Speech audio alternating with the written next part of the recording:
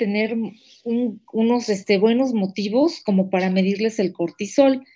Por ejemplo, en el caso de las clínicas de obesidad, como hay muchas, se atienden pacientes con obesidad, se hacen estudios, se descarta una causa endógena de la obesidad y entonces, si se les pide a la mayoría, a todos los pacientes obesos, un cortisol, en ellos nos va a salir el cortisol elevado. Entonces, en sentido práctico, en forma ambulatoria, solamente que tengamos dudas de esa obesidad, de esas estrías del paciente, de algo que nos haga pensar en hipercortisolismo, solicitamos un cortisol. De otra forma, pues realmente nos puede causar hasta problemas de diagnóstico si es que no estamos familiarizados con ello, ¿no? Entonces, es muy común que un paciente obeso, obeso sencillo, obeso común y corriente, pues tenga su cortisol elevado. No por eso es Cushing la causa, ¿sí? Pero cuando tenemos un obeso ahí como extraño, que tiene algunas características, aunque sean leves de Cushing, bueno, pues ahí sí vamos a medir el cortisol, ¿sí? En cuadros de depresión, pues es tan común la depresión que si viéramos a alguien con depresión y características de Cushing, aunque fueran muy sutiles, pues vamos a medir un cortisol. Pero en estos casos, pues realmente tendríamos que tener un motivo muy particular para solicitar el cortisol, ¿sí? Y bueno, ¿quiénes debemos descartar el síndrome de Cushing? Bueno, en pacientes que tengan estos padecimientos y que además pues tengan características de Cushing, ¿no? Si no es así, pues bueno, tratamos osteoporosis, tratamos el ovario poliquístico, lo que sea. Uh-huh. Una particular excepción es el caso de un incidente alomadrenal, ¿no? Que a alguien se le encuentre un incidente aloma, bueno, pues se tienen que descartar enfermedades preclínicas, ¿no? Que aunque no estén dando manifestaciones, pudieran ya tener alguna elevación hormonal que nos indique la causa de ese tumor adrenal. Uh-huh. Para esto de estudiar un incidente aloma suprarrenal es todo un tema de su libro. Entonces es un tema que no es algo común, pero se menciona nada más. No es algo que debamos de ver en este curso. Bueno, entonces aquí en el diagnóstico de detección vamos a requerir la combinación de 2 o más pruebas positivas. Creo que ya habíamos visto el diagnóstico de hipercortisolismo, el escrutinio que es con cortisol libre urinario, la prueba de 1 miligramo con dexametasona y en algunos casos en donde se mide cortisol en saliva, pues también se puede medir. Y también se puede hacer la prueba con 2 miligramos de dexametasona, que se le llama de dosis bajas de dexametasona, con medición de cortisol a las 11 de la noche.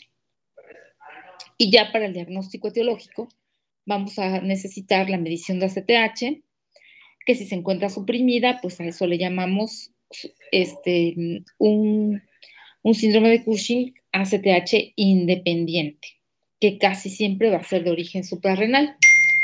Y si la ACTH se encuentra elevada, pues va a ser dependiente de ACTH y nos va a indicar un síndrome de Cushing, una enfermedad de Cushing, es decir, que tiene origen central, lo más probable un adenoma productor de ACTH, hipoficiario o producción ectópica de ACTH. Esto es así como el panorama general y con eso nos vamos a quedar.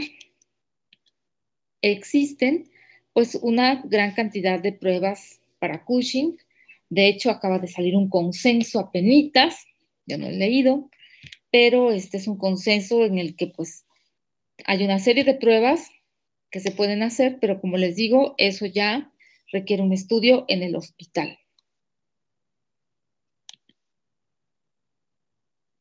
Y bueno, este es el diagnóstico de detección de cortisol. Bueno, creo que todo esto ya lo habíamos comentado, el cortisol libre urinario, CLU es cortisol libre urinario, y que se requieren más de una muestra, generalmente 2 muestras, ¿sí? Aquí dice 2 a 3 muestras, es decir, que no nos quedamos con uno, tenemos que confirmarlo. Y bueno, el diagnóstico, la prueba de supresión con dexametasona, cuya supresión al día siguiente debe ser de menos de 1.8 microgramos por decilitro. Esto creo que es más que suficiente para fines de nuestro curso. Si alguien no suprime la secreción de cortisol, quiere decir que debe ser estudiado en un segundo o tercer nivel y entonces lo vamos a referir para estudio de hipercortisolismo. Y bueno, esa es la prueba con dosis bajas de dexametasona, que es con 2 miligramos. Aquí se administran 0.5 cada 6 horas por 48 horas. Esta prueba generalmente la hacemos en el hospital.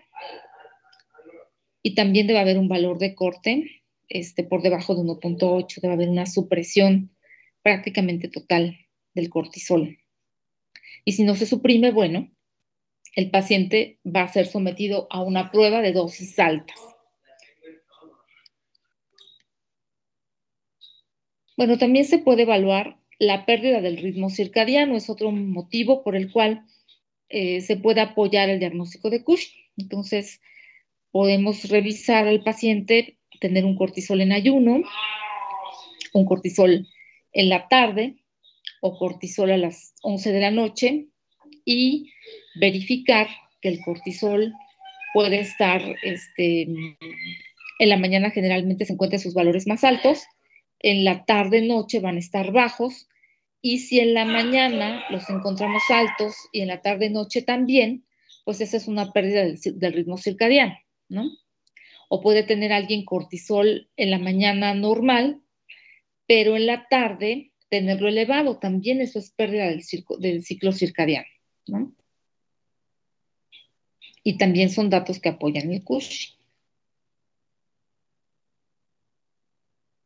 Bueno, yo creo que estas las vamos a saltar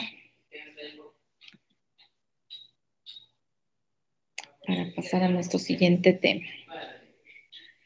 Bueno, es importante cuando se mide cortisol, pues que se midan bien las muestras, ¿no? Que el paciente debe evitar el alcohol, infusiones, enjuagues bucales, sobre todo si se va a medir cortisol en saliva. Pero en un paciente, por ejemplo, es relativamente común, de repente pacientes que están recibiendo medicamentos antiepilépticos, hay que ver cuál medicamento es, porque muchos interfieren con la secreción de cortisol o con la medición de cortisol. Entonces, habrá que a veces cambiárselos o tomar en cuenta que están tomando esos fármacos, ¿no? Bueno.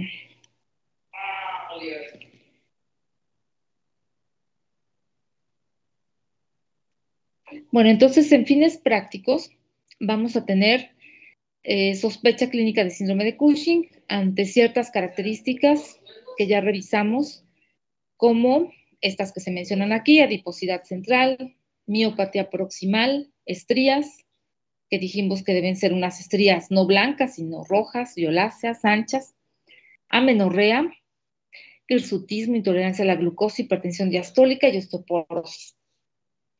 Todo esto son cambios que ocurren en el paciente de poco a poquito, pero que tienen una temporalidad, ¿no? Relativamente reciente.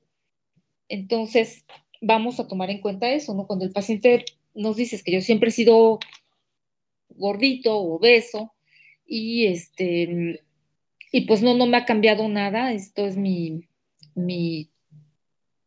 estas son mis características normales y no hay algo de esto, pues no vamos a sospechar en Cushing, ¿no? Vamos a sospecharlo por estas características. Y la miopatía proximal, por ejemplo, es una debilidad que nos dice el paciente que ya no le permite estar parado mucho tiempo o que de plano hace que el paciente se tenga que sentar, ¿no? Son cosas que son de llamar la atención.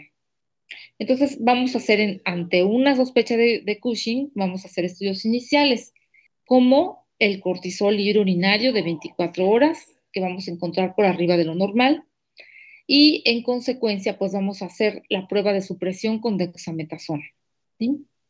Si sale positiva, pues es un paciente que debe seguirse estudiando. Si sale negativa, pues no era por ahí y puede continuar su manejo el paciente. Si el paciente tuviera características clínicas y tenemos una prueba de supresión en la que suprime por completo, es decir, negativa, pues podemos dar por seguro que el paciente no tiene Cushing. Sin embargo, pues por supuesto que hay que darle seguimiento, porque también existe el cuadro clínico de un Cushing cíclico, es decir, que hay pacientes que tienen temporadas que hay mayor secreción de cortisol, temporadas de menos, y así los pacientes van teniendo estos cuadros clínicos que pues a los médicos pues nos sacan de onda, ¿no? Ahorita pareciera estar Cushing y más adelante le sale la prueba negativa. Es realmente un tema estudiar el Cushing, ¿no? Entonces no hay que perderlos de vista y ante persistencia de estos síntomas habría que volver a checar un cortisol hidrourinario, ¿sí?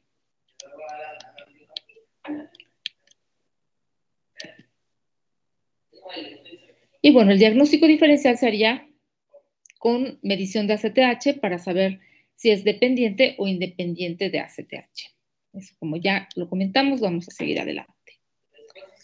Y bueno, ya sabían ustedes que en el caso de que el paciente tenga una enfermedad de Cushing, bueno, pues va a tener una cirugía de hipófisis. Si hay producción ectópica de ACTH, pues se va a descubrir el tumor o la causa de esa producción de ACTH. En pocos casos se llega a hacer una cateterización de senos petrosos y cuando la causa es por un adenoma suprarrenal, pues se va a hacer suprarrenalectomía, ¿no? De acuerdo con la causa. Y bueno, estas son unas imágenes, miren, para que yo les muestre, si se puede ver, si las pueden ver. Esas son imágenes suprarrenales en el síndrome de Cushing. Por ejemplo, en el panel A dice morfología suprarrenal normal. Ven esas como ramitas muy delgaditas que señalan las flechas. Se alcanzan a ver las dos flechitas. Se ven apenitas. Si ustedes las ven, jóvenes. Sí se ven. Sí, doctora. Parecieran vasitos sanguíneos. Esas son las suprarrenales normales. Por lo tanto, es algo extraordinariamente difícil verlos. Seguramente los radiólogos tienen su técnica para evaluarlas en ciertos cortes, seguramente las encuentran. En particular, a mí me cuesta bastante trabajo evaluarlas. Y bueno, por ejemplo, en el panel B dice hiperplasia suprarrenal bilateral por exceso de estimulación por ACTH en enfermedad de Cushing. Miren, por ejemplo, ahí se ven como unas ramitas, pues ya más gorditas, ¿no? Yo no veo una muy clara diferencia, pero se ven un poquito diferentes. Luego, en el panel C, ahí sí se ve una clara diferencia. Dice adenoma córtico suprarrenal que ocasiona síndrome de Cushing. Y pues ahí sí se ve en la flechita del lado izquierdo, se ve una gran masa del lado izquierdo. Y pues sí, se ve grandecito, es algo diferente. Y al final, en el D, ahí dice hiperplasia macronodular bilateral, que ocasiona síndrome de Cushing. Ahí sí se ven unas densidades un poquito más grandes, pero como ustedes pueden ver, por ejemplo, en algunas tomas se puede ver el hígado, en otras se alcanza a ver lo último del hígado. Es algo realmente difícil evaluar las suprarrenales. Pues bueno, gracias a eso, gracias a Dios, pues tenemos radiólogos y ellos nos muestran generalmente lo anormal, ¿no? Entonces, ese es el estudio final cuando las pruebas nos arrojan que el problema es a nivel suprarrenal, es decir, un síndrome de Cushing, ¿sí? Sin embargo, fíjense, en el panel B dice hiperplasia suprarrenal bilateral por exceso de estimulación por ACTH en enfermedad de Cushing. Si hay enfermedad de Cushing y hay estímulo constante de ACTH, puede haber hiperplasia de las glándulas suprarrenales en forma bilateral, ¿sí? Por el estímulo de ACTH. De allí que cuando no están bien estudiados los pacientes, esa hiperplasia suprarrenal bilateral nos puede hacer pensar que esa es la causa del Cushing, ¿no? Nos mete ruido en la evaluación de pruebas. Por eso es que es muy importante llegar a la imagen hasta que se tenga certeza en la prueba bioquímica. Las pruebas bioquímicas nos van a dar la causa precisa del problema.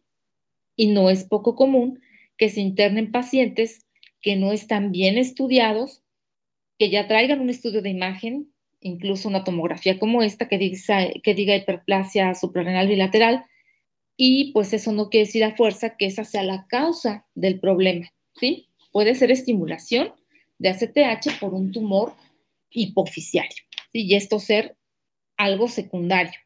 Y aunque yo quite las suprarrenales, va a seguir existiendo el problema, ¿sí? No sé si me doy a entender aquí. ¿Jóvenes? Sí, doctora. Sí, doctora. Sí. Entonces, estos son factores confusores. Y al menos en endocrino hay una regla que es que no pedimos imágenes hasta que no tenemos un diagnóstico bioquímico, sobre todo en hipercortisolismo, ¿sí? Y ya no digo en tiroides, otras cosas, ¿no? Pero aquí en particular es algo así fundamental. Muy bien, pues vamos. El tratamiento en la enfermedad independiente de ACTH, pues es la extirpación quirúrgica del tumor suprarrenal. Es acceso abierto en los que se sospeche malignidad. Bueno, pues sí, acceso de mínima invasión en tumores pequeños. Enfermedad de Cushing, pues extirpación selectiva del tumor hipoficiario a través de un acceso transesfenoidal. ¿Por qué? Porque generalmente son tumores pequeños, ¿no? El tumor de Cushing generalmente es muy pequeño y a veces, pues como les digo, a veces ni siquiera se ve. Entonces tiene que llegar a hacer otras pruebas. Pero bueno, en general, esto es el tratamiento. El tratamiento es quirúrgico. Y bueno, en el síndrome de Cushing ACTH dependiente, pues vamos a tener que, en la enfermedad de Cushing, vamos a tener que solicitar la cirugía transesfenoidal y hay que preparar al paciente con tratamiento médico para disminuir el riesgo durante la cirugía, que es principalmente de qué es el riesgo posquirúrgico y por supuesto, bueno, prequirúrgico de los pacientes con Cushing. ¿Quién me puede decir? ¿Cuál es el riesgo mayor? Perioperatorio de los pacientes. ¿Nadie? ¿Jóvenes? ¿Qué alza la mano? ¿Podría ser la hipotensión? No. Todo eso se checa, por supuesto, en el pre y postquirúrgico, pero es la trombosis, jóvenes. El riesgo de trombosis en Cushing, ese es el más importante. Entonces, se prepara a los pacientes para que lleguen a la cirugía con un normocortisolismo y entonces se ocupan medicamentos para bajar la concentración de cortisol. Y bueno, disminuir el cortisol dice contraindicación quirúrgica y asociada a la radioterapia. Ok, nivel de acción. Bueno, también de esos medicamentos, les preguntaba yo en el cuestionario, uno de los medicamentos más comunes de uso, pues es el ketoconazol a 200 miligramos cada 8 horas con todo y la hepatotoxicidad que pudiera tener, pues se corre el riesgo y se les da a los pacientes cuando están en tratamiento ambulatorio y se les va midiendo el nivel de cortisol para ver si va disminuyendo. En tanto el paciente se opera.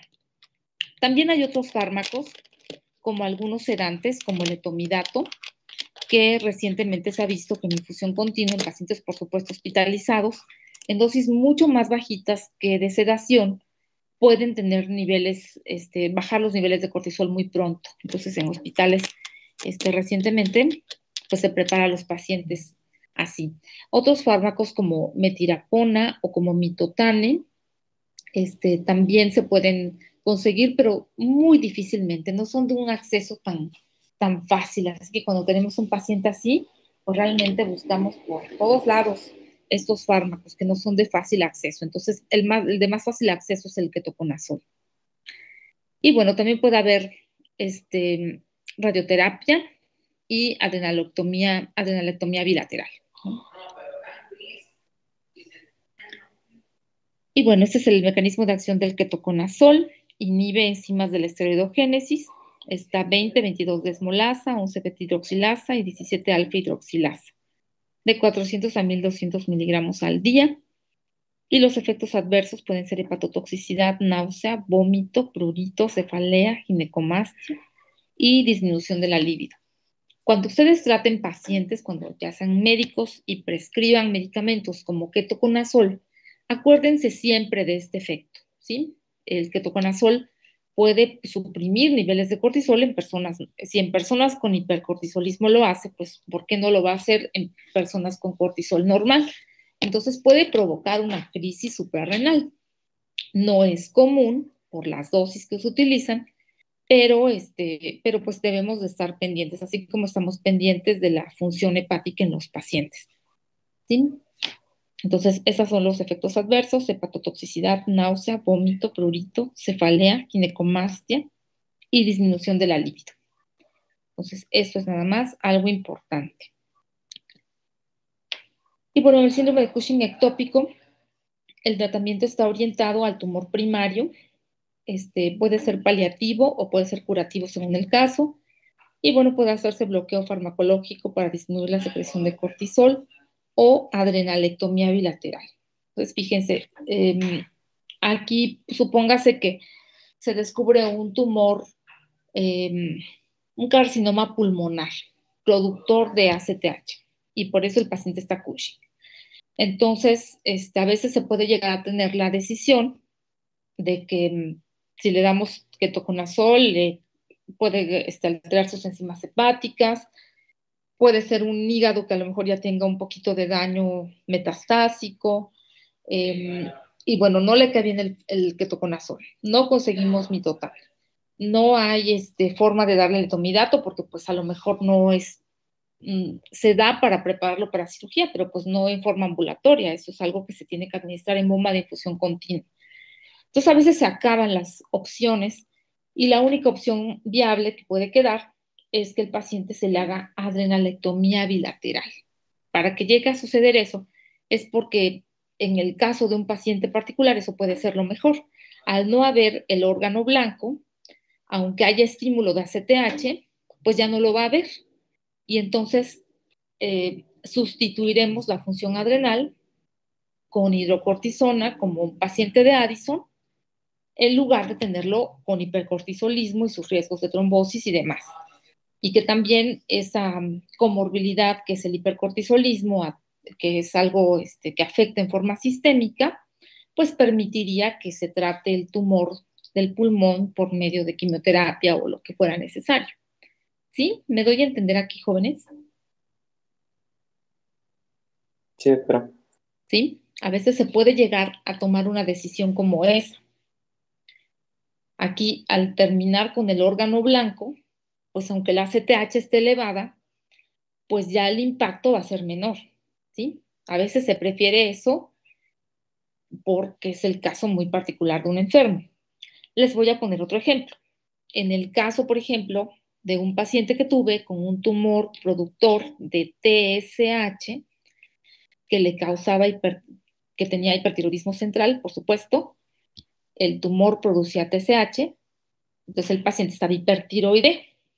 Era un paciente muy bajo de peso, también hipogonádico, también con insuficiencia suprarrenal, también tenía diabetes insípida, tenía una serie de problemas pues que lo hacían muy lábil a estar muy mal, ¿no? En muy mala condición general.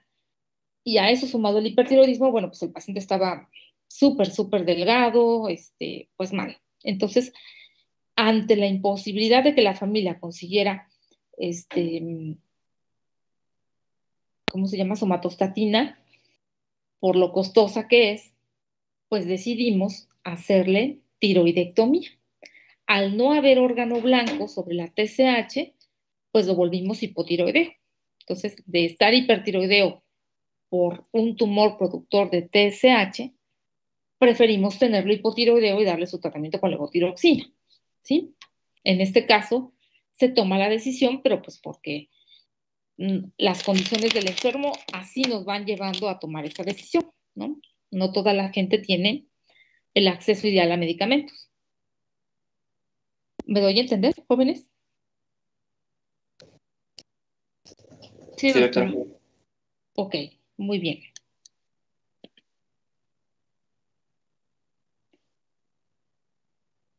Bueno, esto ya. Dice síndrome de Cushing en CTH independiente, adenoma suprarrenal, los tumores de adenoma suma el 60% de los casos, 65% de los casos. Tener en cuenta, dice, alta frecuencia de adenomas no funcionantes o incidentalomas en las glándulas adrenales. Y las metástasis adrenales en pacientes portadores de carcinoma, sobre todo de pulmón, mama, riñón y colon. Pues sí, tener en cuenta todo esto.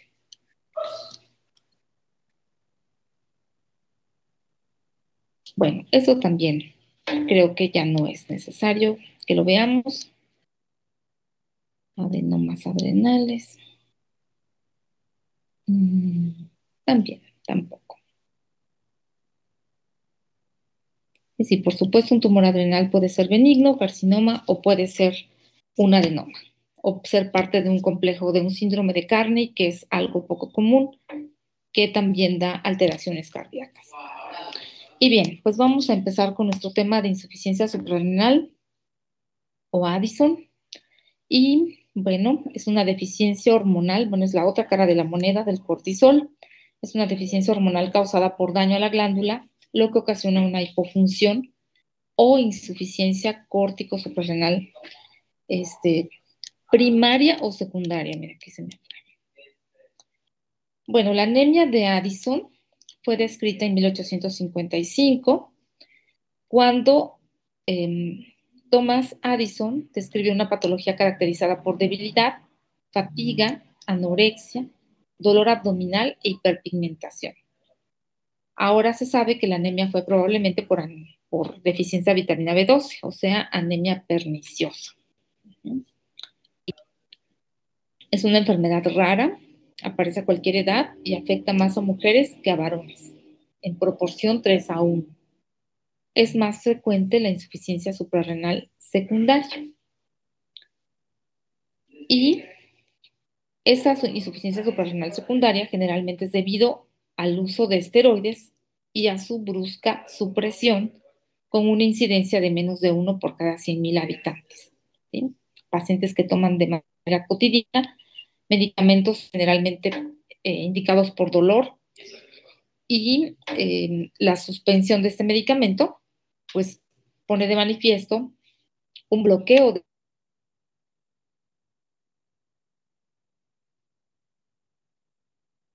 del eje adrenal, de los que generalmente se usan en forma cotidiana en la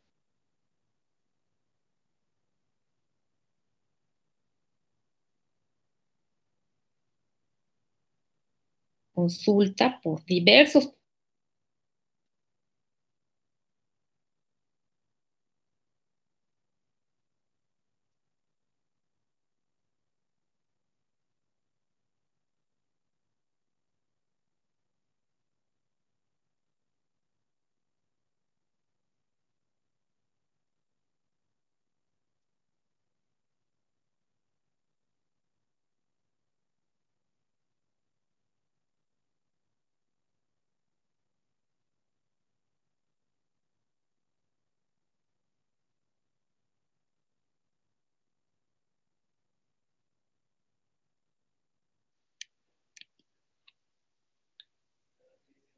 y bueno, las causas de insuficiencia suprarrenal pueden ser quirúrgicas. ¡Ey! Se dejó de escuchar un rato. Ay, no me digan. Fíjense que yo escuché como unas alarmas. Déjenme ver.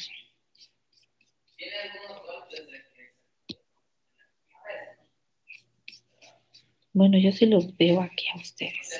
Déjenme ver. No se escucha, dice 17:44. Bueno, ahorita. Ok.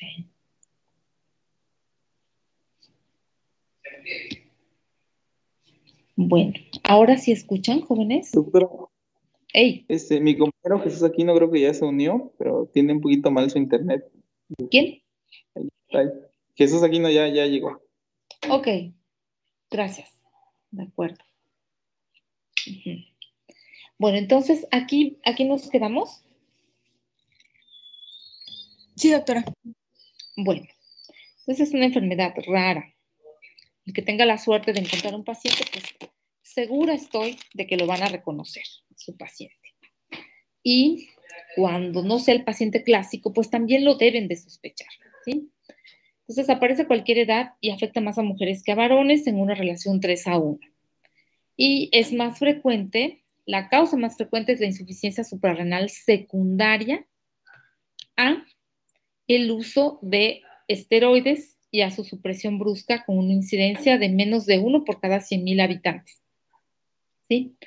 Es decir, la insuficiencia suprarrenal primaria, causada por deficiencia congénita de algunas enzimas que producen cortisol, es lo menos común. Lo más común que vamos a encontrar es supresión del eje por esteroides. Y bueno, de esos esteroides exógenos, les comentaba que en la práctica clínica lo más utilizado es la prednisona. Y 20 miligramos de prednisona al día durante 5 días puede bloquear la respuesta del eje hasta por un año. Y dosis de 7.5 miligramos de prednisona al día por 3 semanas también bloquea el eje. Dosis fisiológicas de esteroides necesitan un mes para recuperar la función normal de las adrenales. Aquí les pongo de ejemplo, un ejemplo muy, muy común en endocrino, es la oftalmopatía de Graves, ¿sí? De la enfermedad de Graves. Hay pacientes que, como les decía, por tener cambios en los ojos, visitan primero a un oftalmólogo y el oftalmólogo lo revisa. Generalmente cuando hay una gran oftalmopatía, pues lo que les dan son esteroides. Y las dosis de esteroides generalmente son de 50 miligramos al día por una semana y van en descenso hasta que a las 5 o 6 semanas se suspende. Entonces, es bien seguro que en un individuo normal, pues el eje se va a bloquear. Y si en ese caminar el paciente suspende su tratamiento sin el descenso apropiado, pues puede tener una crisis suprarrenal, ¿sí? Entonces, casi no lo vemos porque casi los pacientes que tienen este problema, pues se apegan bastante bien al tratamiento, pero eso no excluye que pueda suceder, ¿sí? Entonces, pacientes que reciben tratamiento por artritis reumatoide, por lupus, por enfermedades como algunas hematológicas también, pueden tener estos cambios, ¿sí? Entonces, las causas de la insuficiencia suprarrenal pueden ser quirúrgicas, pueden ser genéticas o heredadas, quirúrgicas como por ejemplo esta que mencionábamos en el Cushing ectópico, por la suprarrenalectomía bilateral, causas genéticas o heredadas, sangrado en las glándulas suprarrenales, hemorragias, especialmente cuando hay pacientes que tienen problemas de coagulación, ¿no? Pacientes que toman anticoagulantes o pacientes con pues, coagulopatías, deficiencias de proteína C o S, que son muy importantes en la cascada de la coagulación. Inmunitarias, por ejemplo, alteraciones que destruyen las glándulas por anticuerpos, ¿no? Y, por supuesto, también infecciones. Cuando teníamos más tuberculosis, pues era más frecuente la insuficiencia suprarrenal y así se describieron muchos casos en tuberculosis con insuficiencia suprarrenal. Dice que esto es la causa más frecuente en México. En la actualidad, pues no lo sé, habría que consensarlo, pero yo creo que no. Afortunadamente ya no hay tanta tuberculosis como hace unos 30, 40 años, ¿no? Había hasta hospitales para tuberculosis. Para tuberculosis ahora ya no. Y bueno, en esta laminita me gustó porque están las causas de insuficiencia adrenal primaria, están las autoinmunes, las inflamatorias y las que causan hiperplasia suprarrenal congénita.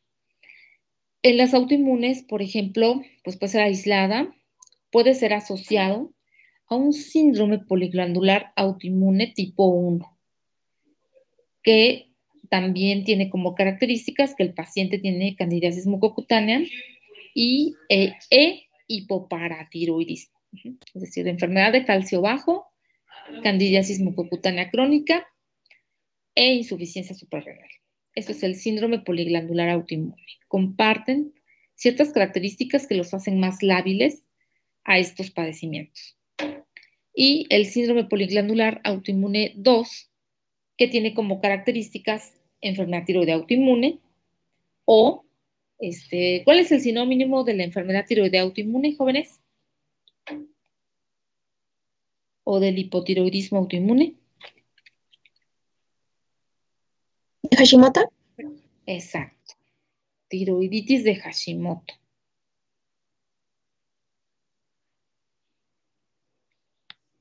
Muy bien. Bueno, entonces eso es. A veces se van completando los rompecabezas, ¿no? De repente hoy vemos un paciente que le diagnosticamos hipotiroidismo, se comprueban anticuerpos, decimos, bueno, tiene hipotiroidismo autoinmune, y dentro de unos añitos puede venir con hipocalcemia, ¿no? No tienen que ser exactamente juntos así, no, así, pues así no funciona la medicina, ¿no? A veces se van completando ese rompecabezas en el pasar de los años. Y bueno, hay que tenerlo en cuenta.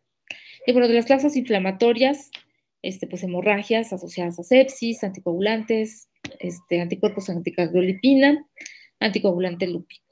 Metástasis, por ejemplo, también de algunos cánceres como de pulmón, mama, colon, melanoma, linfoma. Causas infecciosas, como ya veíamos, tuberculosis, SIDA, citomegalovirus, candidiasis, histoplasmosis, sífilis, tripanosomiasis, paracoccidioidomicosis. Y también enfermedades infiltrativas como la hemocromatosis, amiloidosis primaria. Y bueno, por supuesto, decíamos las quirúrgicas como la adrenalectomía bilateral. Y bueno, en las causas de hiperplasia suprarrenal congénita, pues la deficiencia más frecuente es la de una enzima llamada 21-hidroxilasa. Es la más frecuente asociada con hiperandrogenismo. También está la de 11-beta-hidroxilasa, que da hiperandrogenismo, hipertensión.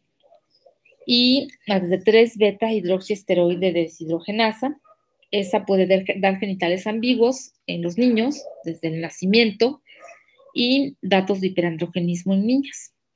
Deficiencia de P450 óxido reductasa, que también da malformaciones esqueléticas, anormalidades genitales. Estas enfermedades generalmente se ven en niños, ¿no? Y bueno, también mutaciones de una proteína STAR, ¿sí? Que es una proteína regulatoria esteroidogénica aguda. Entonces, aquí se resumen esas causas de insuficiencia adrenal primaria. Y bueno, la clasificación depende del nivel donde se localice el trastorno y la insuficiencia pues puede ser primaria, es decir, que donde hay falla es en la glándula suprarrenal, secundaria cuando el nivel es hipoficiario, cuando el nivel de falla es el hipoficiario y la terciaria a nivel hipotalámico. Y bueno, como les decía siempre, básicamente las dividimos en primarias y centrales, ¿no? Por ejemplo, dentro de las causas secundarias, pues aquí se ubica la supresión brusca de esteroides, el panhipopituitarismo, que ya revisamos cuando vimos hipófisis, un déficit aislado de ACTH, cosa muy poco común, y procesos hipotalámicos que afecten la secreción de CRH.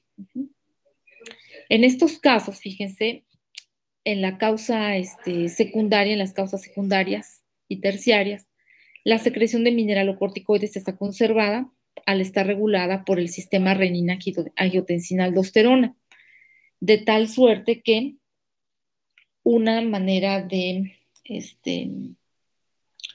distinguir una insuficiencia suprarrenal primaria de una insuficiencia suprarrenal secundaria o central es que en la secundaria no va a haber hiperpigmentación ni hipercalemia.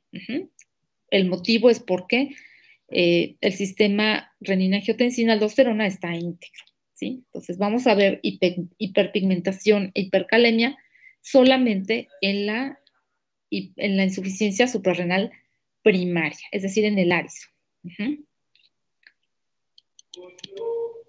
Y bueno, el cuadro clínico, ustedes ya lo revisaron, ya lo vieron muchas veces, ya lo escribieron varias veces, hicieron muchas planas, y aquí está, ¿no? Espero que no se les olviden que por todos estos motivos va a consultar un paciente. En algunas lecturas, en algunas literaturas, se habla de una triada. ¿Cuál es la triada más característica de esta enfermedad? ¿Alguien me la dice?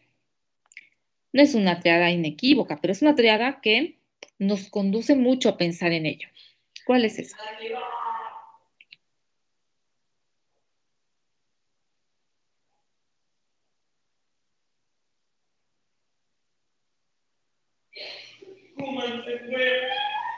Bueno, no viene como una triada, pero es más o menos lo más común. Y es tener hiponatremia, hipercalemia e hiperpigmentación.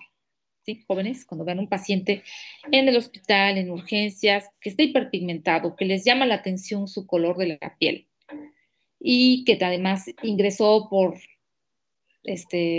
desequilibrio electrolítico y además tiene hiponatremia y además hipercalemia, hay que descartarle Addison, ¿sí? Tienen todo esto los pacientes. Pueden tener fiebre, pueden tener anorexia, una historia de anorexia de semanas, a lo mejor, pérdida de peso, debilidad muscular. Dijimos que náusea, vómito es una característica típica de una crisis adrenal, hipotensión, u ortostatismo,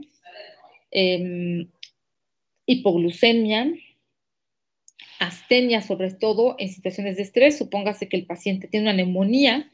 Bueno, pues la neumonía lo tira por completo, ¿no? Síntomas gastrointestinales, como decíamos, puede simular un cuadro de abdomen agudo, una crisis suprarrenal y, por supuesto, va a dar alteraciones menstruales. Y bueno, esta hiperpigmentación se puede poner de manifiesto sobre todo en cicatrices y en pliegues cutáneos y van a ser muy, muy típicos en las encías y en la lengua, como ya hemos visto algunos casos. El diagnóstico se va a hacer con determinación hormonal. A diferencia del hipercortisolismo, cuando lo estudiamos, pedimos el cortisol libre urinario.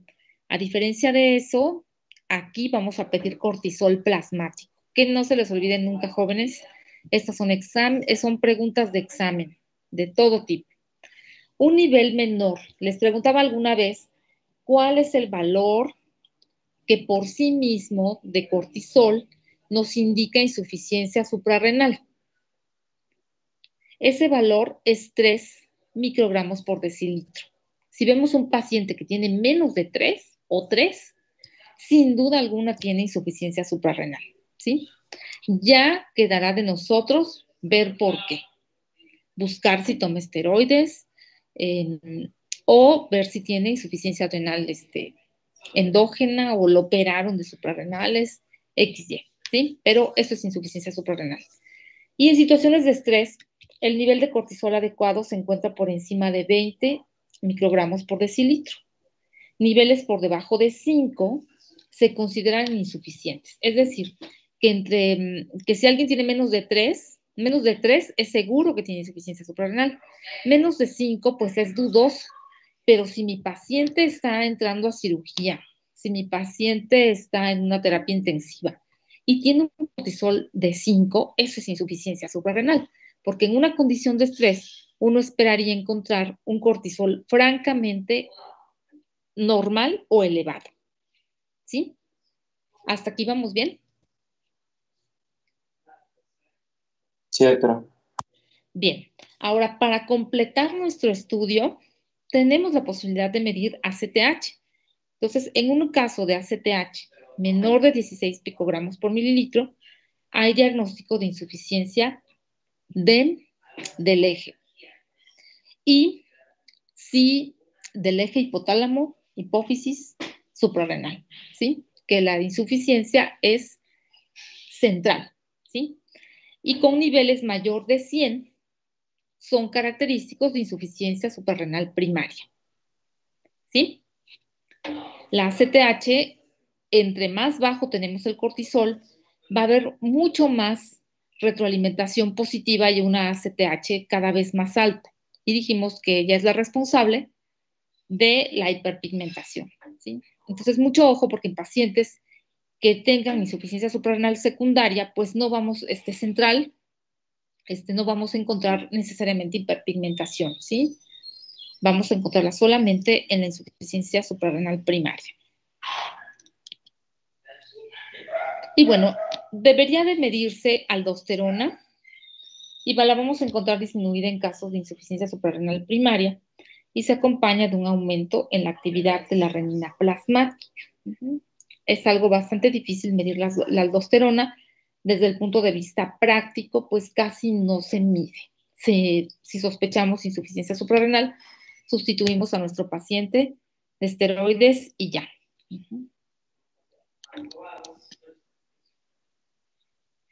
Bueno, hay algunas pruebas, como habíamos dicho antes, para estimular las glándulas suprarrenales. Una de ellas es la de estimulación con ACTH, pero que no se dispone de ella en México. Dijimos que en México, en lugar de esta prueba, podemos hacer otra prueba. ¿Cómo se llama esa prueba?